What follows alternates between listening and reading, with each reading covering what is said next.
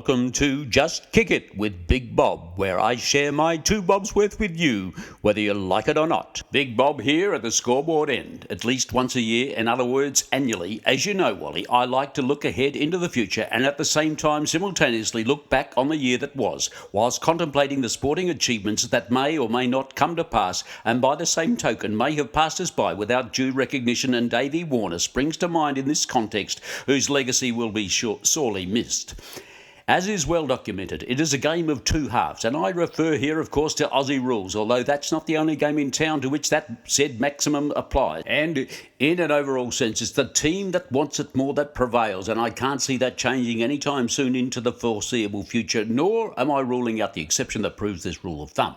Once again, I expect the home ground advantage to be a significant factor, all things being equal, with a full squad to pick from, and with all the players across the ground contributing and firing on all cylinders. However, if they are not prepared to put the body on the line, it could get very ugly very quickly, with the aforementioned home ground advantage vanishing into the ether like a mirage on the hay plain on a hot day. That having been said, there will undoubtedly be a few surprises thrown into the mix, given the sheer unpredictability of the game as personified by the personages who do the running around after the ball on a Saturday afternoon. What a motley crew of every creed and socio-economic walk of life, who have forsaken the doleful and insignificant treadmill of the day-to-day existence and made their commitment and the sacrifices that go along with it to allow the masses to cast aside their workaday woes and express themselves on the mound or on the terraces or in the stand, doesn't matter, whatever you prefer, express themselves. And here I quote a few time-honoured examples. Have a go, you mug. Up there, Kazali. Where'd you get your whistle ump in a raffle? And other bon mots too numerous to enumerate at this juncture of the proceedings. And it's healthy. It's good for their body and spirit, mental health included, and for society in general, as an added beneficial consequence.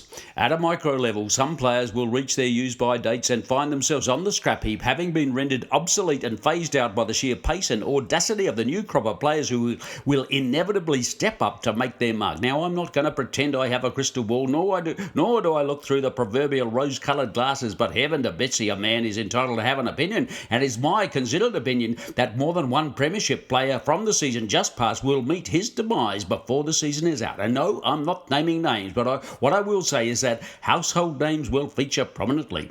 Notwithstanding all of that, and furthermore, who will be there at the pointy end of the season?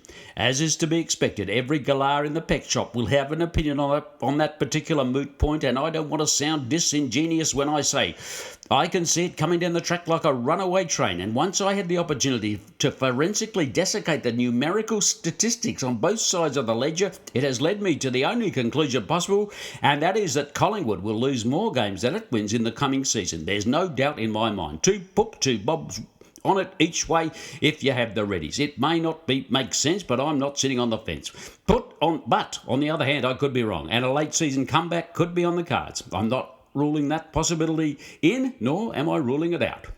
Until next time, whether you like it or not, that was my 2 bobs worth for now. And you don't get much for 2 bob in this day and age. And you have been hearing and feeling Big Bob from the caravan capital of the southern suburbs, where freedom's just another word for nothing left to lose. And not only that, there's always enough sport, enough sport is always never too much. Excluding polo, of course, but that goes without saying. Sayonara, amigos.